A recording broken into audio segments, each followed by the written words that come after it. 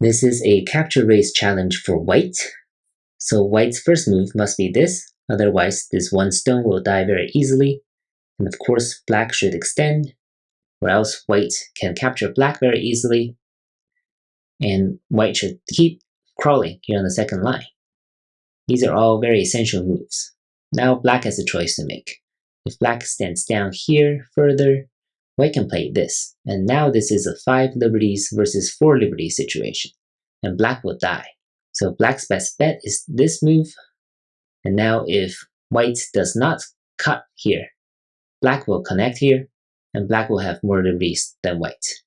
So white's number 5 must cut here, and this is a classic pattern where we've seen this a few times already, and we'll see this technique again in a few problems later in this section. It's giving up 2 stones, throw in again, and by playing all of these, reducing black's liberties. And now all of a sudden, all of these black stones only have 3 liberties left, and it is 3 liberties versus 3 liberties. White will be able to win this race to capture this way.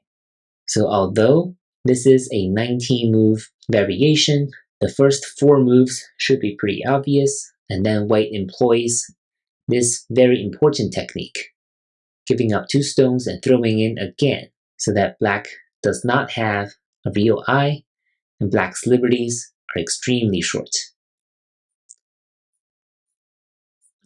Hope you enjoyed the pattern, and I'll see you in the next video. Thank you.